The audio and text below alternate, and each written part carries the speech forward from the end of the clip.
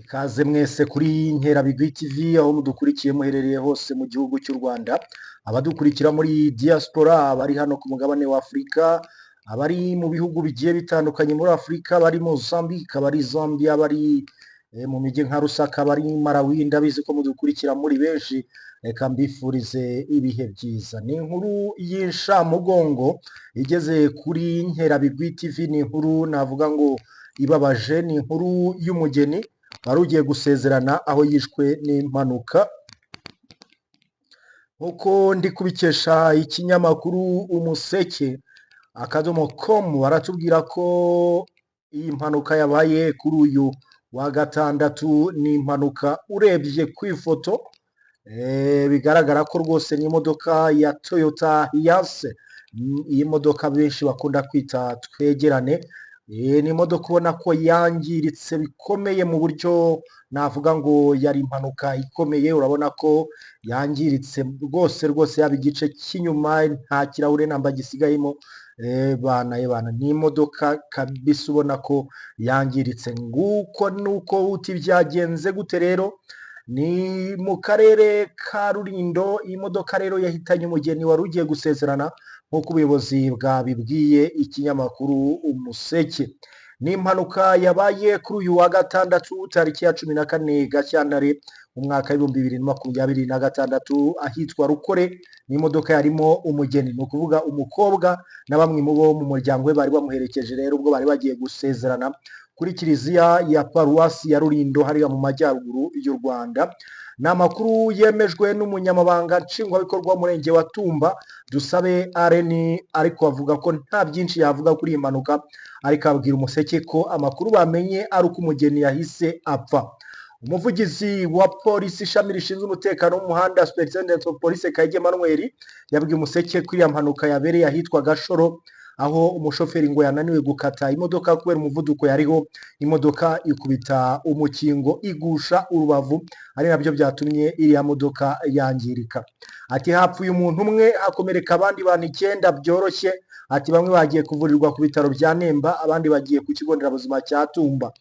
SP Kayigi Emmanuel, umuvugizi wa polisi y'u Rwanda ishami rishinzwe umutekano w'umuhanda, avuga ko ngo hari icyizere ko abagiye kwa muganga bitabwaho bagataha. Gusa yongeye gusaba, avuga ko asaba abategura urugendo kubikora kare, bakagenda batuje, bakirinda kuba wenda bashyira umushoferi kugutwara ku muvuduko kugira ngo bagere aho bajya amahoro. Ni ngayo nguko uwo mugeni nk'uko ubibona rwose, aho ni uwo mugeni rwose navuga ngo Imana imuhamagaye atagejeje urugendo rwe rwo kwitwa umugore w'umugabo, kuko ngira ngo aha wenda yari yashyingiwe mu mategeko, ariko nyine imbere y'Imana kwitwa umugore, urugendo rwe nyine ni uko Imana iba yarugennye. Uyu ni uwitwa Sanya, wamushyize kuri stati rwose avuga ati birababaje. Urabona ko yari umukobwa mwiza cyane rwose w'inzobe, habanditse rwose ati ruhukira mu mahoro madamu wanjye. Ni inkuru ibabaje, ni inkuru iteye ubwoba, ni inkuru ibabaje mu by'ukuri. Ngira ngo Umuseke rwose waje kuba uyandika nyine ngayo nguko. Ni impanuka kugeza ubu, uretse ibyo polisi aravuga batari ko ntawamenya imbaraga z'amarozi iki n'iki. Ati hari ukuntu umuntu bamuroga ubukwe bwe bugapfa, ati bakamuteza impanuka n'ibindi, bakavuga bati gute mu bantu bari muri iyi modoka umuntu umwe wenyine ndetse w'ingenzi muri iyo modoka ari we wapfuye. Ngayo nguko ni umukobwa tutaramenya amazina ye, nka Nkerabigwi TV ntabwo turamenya amazina ye, ariko bigaragara ko uyu witwa Sanya yari we bari bagiye kubana imbere y'Imana, kuko niwe wanditse ati ruhukira mu mahoro umugore nkunda, my wife rip. Yaba ari inkuru rero y'inshamugongo Umuseke tuba tubabereye. Ngira ngo nawe urabibona uburyo ki, udukurikiye mu buryo bw'amashusho urabona buryo ki iyo modoka yangiritse bikomeye cyane. Urabona ko yangiritse yangiritse. Ngayo nguko mu isi niko bigenda. Umugeni nyine ubwo yajyaga gusezerana ibye nuko birangiye, impanuka nyine ntiteguza. burya ngo ikiri bube nyine Imana ubushake bwayo niko bigenda.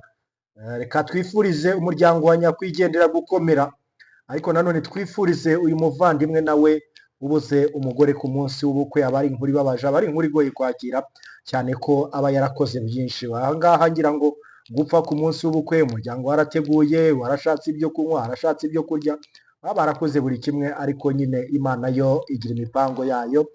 Ngayo nguko, ngayo nguko.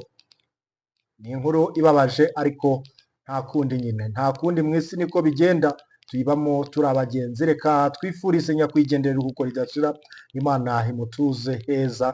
Ubwo Nkerabigwi TV natwe tuba tubabereye amakuru abagezweho. Ni ngombwa ngo mwe mudukurikira, mwe mwahisemo kubana na Nkerabigwi TV, by'umwihariko tubereke ko tuhababere, tubabera aho mutari.